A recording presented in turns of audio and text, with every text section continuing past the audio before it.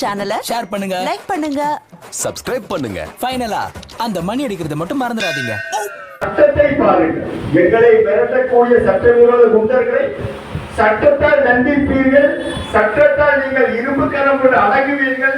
சட்டத்தால் நீங்கள் வழக்கு பதிவு செய்வீர்கள். சட்டத்தால் அதன் மூலம் எங்களுக்கு நீதி கிடைக்கும் என்று நாங்கள் இங்கே வந்திருக்கிறோம் என்று சொல்லும் போது ஆரம்ப கட்டத்தில் நம்மை உதாசீனப்படுத்திய பல அதிகாரிகள் இன்றைக்கு பாத்தீங்கன்னா அவர்களே கூறுகிறார்கள், உண்மையிலே பிரதர் நீங்களாம் களத்துக்கு வந்ததுக்கு அப்புறம் தான் இன்னைக்கு அதிகமாக பாதிக்கப்பட்ட மக்கள் காப்பாற்றப்படுகிறார்கள் என்று. காரணம் என்னவென்றால் காவல்துறை அதிகாரிகளை கூட குழப்பி விடுவார்கள். எப்படின்னா, சார் கடன் வாங்கி கட்டல, சார் அவங்க பேர்ல வாங்கினாங்க, சார் இவங்க பேர்ல வாங்கினாங்க, இப்ப ஏமாத்திட்டாங்க, 10 குழு வாங்கியிருக்காங்க, 20 குழு வாங்கியிருக்காங்க, 30 குழு வாங்கியிருக்காங்க, இவங்க வந்து ஏமாத்துறதுக்காக வாங்கினாங்க. நான் தான் சொல்லலையா, ஏற்கனவே போய் பல காவல்துறை அதிகாரிகள் நம்ம எடுத்து வச்சோம். இன்னைக்கு அது எல்லாமே வெற்றியா போயிட்டு இருக்கு. கடன் வாங்கவில்லை, எங்களை என்ன பண்றாங்க, கடன் திணிக்கிறார்கள், கொடுத்து எங்களை கடனால் இறக்கி விட்டார்கள். இதெல்லாம் நம்ம வந்து என்ன பண்ண வேண்டியதில்லை. ஒருபோதும் நாம் கடன் வாங்கி விட்டு புதுப்பிக்க வேண்டிய அவசியமே இல்லை. நம்மளுடைய நோட்டீஸ்ல போட்டுருக்கல, நான் கடன் வாங்கியதால் அடிமைகள் அல்ல, நமக்கே சட்ட பாதுகாப்பு அதிகம். அதே மாதிரி இந்த வந்திருக்க சகோதரிகள் தெரிஞ்சுங்க, இப்போ இந்த ஐடிஎஃப்சி, ஈக்குடாசு, கிராம உதயம், தோழர் சுருத்தி எல்லாம் கொடுக்குறாங்க. அதெல்லாம் வந்து மகளிர் குழு லோன் கிடையாது. அது வந்து புதுப்பிக்கப்பட்ட கந்து வட்டி. இதை நாம் பட்டவர்த்தமாக 5 வருஷமா நோட்டீஸ் அடிச்சுட்டு வரோம். ஒருத்தர் கூட நம்ம கட்சி மேல கேஸ் போடுறது மகளிர் குழு அல்ல, புதுப்பிக்கப்பட்ட கந்து வட்டின்னு சொல்லி நம்ம போட்டிருக்கோம். ஒருத்தர் கூட இது வரைக்கும் நம்ம மேல கேஸ் போடுறோம். ஒரு கார்பரேட் கம்பெனி நம்ம மேல கேஸ் போடல. ஏன் போடலன்னா அது உண்மை. இன்னைக்கு இன்னும் ஒரு படி மேலே, ஒரு 2 வாரங்கள் முன்பு நம்ம மாநகர் மாவட்ட அமைப்பு செயலாளர் அவர்கள் நெற்பச்சல் பகுதியிலே ஒரு கந்துவட்டி கும்பல்களை வந்து எதிர்கொண்டார். அந்த கந்துவட்டி கும்பல் நாம் சொன்னதை அப்படியே, புதுப்பிக்கப்பட்ட கந்துவட்டி தான் மகளிர் குழு என்பதை அப்படியே களத்தில் அம்பலப்படுத்தி காவல்துறையில் சிக்கிக் கொண்டது.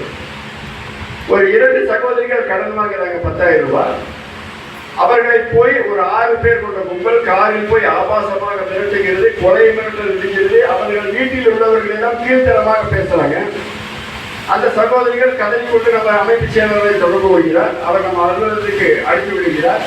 அந்த பாதிக்கப்பட்ட சகோதரிகள் வந்தார்கள். நாம் உடனடியாக அவர்களுக்கு வழக்கத்தின் மூலமாக புகார் எழுதி கொடுத்தோம். காவல் நிலையம் சென்றார்கள்.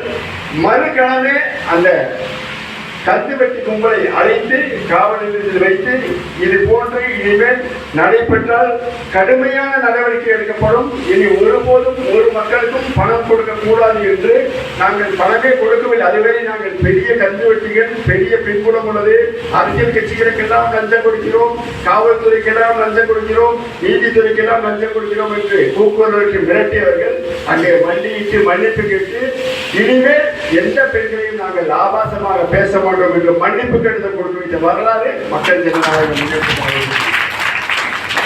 அதே போன்று இங்கே பயம் வேண்டாம், பயம் வேண்டாம் என்றார்கள். உண்மையிலே இங்க யாரும் பயப்படுறதில்லை. என்ன ஒரு விஷயம் அப்படின்னு நான் பார்த்த வரைக்கும் யாருமே பயப்படுறதில்லை. என்ன நடக்குதுன்னு கேட்டீங்கன்னா, ஒரு நிறுவனத்தில் நம்ம கடன் வாங்குறோம். இப்ப இதே நம்ம ஒரு சாதாரண மனிதத்தை கடன் வாங்க நம்ம என்ன பண்றோம்னா, அவங்ககிட்ட சண்டை போடுறோம். கொஞ்ச நாளுக்கு அப்புறம் தரோம், நம்மள பழகி இருக்கோம், அங்க தர முடியாது. ஆனா நிறுவனத்திலிருந்து நாம் கடன் வாங்கும் போது என்ன நடக்குதுன்னா, அந்த வரக்கூடிய நபர்கள் அந்த படித்த விவரமில்லாத, படித்த அறிவில்லாத அந்த கலெக்ஷன் டீம் நபர்களை நாம் என்ன நினைக்கிறோம், இவங்க தான் பேங்க் ஓனர்னு நினைக்கிறோம். நம்ம எப்போதுமே சொல்லக்கூடிய ஒரு விஷயம் தான், நம்ம வீட்டுக்கு பக்கத்து வீட்டுல ஒரு மளிகை கடை இருக்கு, நம்ம வீட்டுக்கு பக்கத்துல ஒரு மளிகை கடை இருக்கு. மளிகை கடையில நம்ம வந்து கடன் வாங்குறோம். அப்ப அங்க பொட்டணம் கட்டி கொடுக்கறதுக்கு ஒரு 4-5 பசங்க இருப்பாங்க. அப்ப அந்த பசங்க வந்து நம்ம கடன் வாங்கி கட்டுறதுக்காக நம்ம வீட்டுக்கு வந்து திட்டின நம்ம என்ன பண்ணுவோம், மளிகை கடைக்காரன் போய் சொல்லுவோம், மரியாதையா நீ வந்து கேளு, நீ கடன் கொடுத்துருங்க. வேலை செய்யற பையனும் பேசுனா ஒரு நேரம் மாதிரி ஒரு நேரம் இருக்காது, உண்மையிலே நாங்கள் கோவப்பட்டுருவோம், அப்புறம் திட்டி விட்டுருவோம், இல்லை அடிச்சிருவோம் சொல்லுவோம். ஆனா இங்க நமக்கு கடன் கொடுத்தது எவ்வளோ தெரியாது. பஜாஜ் ஓனருக்கு தெரியுமா, ஐடிஎஃப்சி ஓனர் தெரியுமா, ஈக்குடாஸ் ஓனர் தெரியுமா, கிராம சக்தி, கிராம உதயம், பிஎஸ்எஸ், அது இது நம்ம ஓனர் யாரும் தெரியுமா, தெரியாது.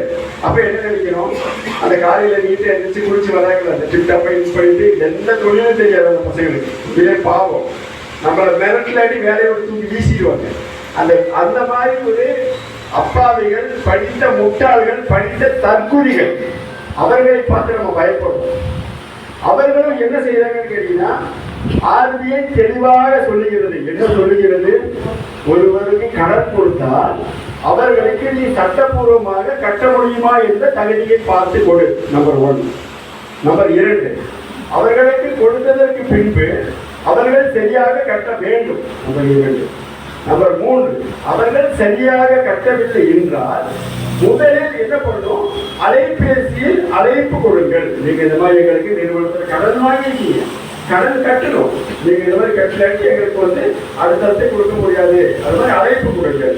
அந்த அலைபேசி அவர்கள் எடுக்கவில்லை என்றால் நம்பர் 4ஆவதா என்ன சொல்றாங்கன்னா, முகவரி சோதனை நடத்துங்கள். யாராவது அந்த முகவரி சோதனை எப்படின்னா, அதுவும் பார்த்தீங்கன்னா தெளிவா ஆர்பிஐ ஒரு ஜனநாயகத்தில் மக்களுடைய சுயமரியாதையை காப்பாற்றும் விதமாக தெளிவாக சொல்லியிருக்கு. முகவரி சோதனை நடத்தும் போது ஒரு நபருடைய வீட்டிற்கு செல்லும் போது அவருக்கு முந்தைய நாள் இரவு குறுஞ்செய்தி அனுப்பி இருக்க வேண்டும். அதே போன்று அந்த வீட்டிற்கு செல்லக்கூடிய நபர், அடுத்த நாள் காலையில் செல்லக்கூடிய நபர், அந்த நிறுவனம் அந்த நபரிடம் அங்கீகரிக்கப்பட்ட கடிதம் கொடுத்திருக்கிறோம். இந்த நபர் எங்களுடைய நிறுவனத்தில் தான் வேலை பார்க்கிறார், இந்த நபர் தான் வருவார், நீங்கள் அலைபேசி எடுக்காததால் எங்களிடம் கடன் வாங்கியதால் நாங்கள் இவரை உங்களுடைய முகவரி சோதனைக்கு அனுப்புறோம் சொல்லி அனுப்புவோம். அந்த நபருக்கு ஐடி கார்டு, அடையாள அட்டை கட்டாயமாக கொடுக்க வேண்டும். இது எல்லாமே இருந்தும் நம்ம வீட்டுக்கு வராங்க. தனிநபர் கடன், இப்ப மகளிர் குழு கடன் சொல்லி தனிநபர் கடன் தான். அந்த கடன் கொடுக்கும்போது அவர்கள் நம்ம வீட்டுக்கு வரும்போது, நம்ம வீட்டில் கணவன் இல்லை மனைவி இல்லை அப்பா அம்மா யார் கடன் வாங்கும் போதும் நமக்கு ஒருவேளை ஒரு மூளைக்குறிக்கு ஐயர்களுக்கு தெரியாம வாங்கிட்டு ஒருவேளை தெரிஞ்சிருக்கணும், நம்ம இவங்கள்ட்ட சொல்ல வேண்டாம் அப்படின்னு நம்ம நினைக்கிறோம்னா, அந்த வந்த நபரை இப்ப இந்த ஏரியானா இங்கிருந்து ஒரு 1 கிலோமீட்டர் தள்ளி நில்லுங்க, ஒரு 1/2 கிலோமீட்டர் தள்ளி நில்லுங்க, இல்ல அந்த பகுதியில் நில்லுங்க என்று சொல்லும் போது அந்த பகுதியில் சென்றுதான் அந்த நபர் நிற்க வேண்டும். அங்க போயும் நம்ம நம்மளுடைய சூழ்நிலைகளை எடுத்து சொல்லணும். சொல்லும் போது அவர் அந்த வங்கியில் போய், நான் முகவரி சோதனைக்கு சென்றேன், அங்க இந்த மாதிரி நிலைமை இருந்து நான் வீட்டுக்கு போன தகவல் சொன்னாங்க, இந்த வீட்டுக்கு போனதுக்கு அப்புறம் ஒரு ஏரியாவில் நிக்க சொல்லி அங்க வச்சு தகவல் சொன்னாங்க, இல்ல அவர்களுடைய சூழ்நிலை இப்படிப்பட்டதாக உள்ளது என்று மட்டும்தான் அவர் சொல்ல வேண்டும். சேனலை ஷேர் பண்ணுங்க, லைக் பண்ணுங்க, சப்ஸ்கிரைப் பண்ணுங்க. ஃபைனலா அந்த மணி அடிக்கிறத மட்டும் மறந்துடாதீங்க.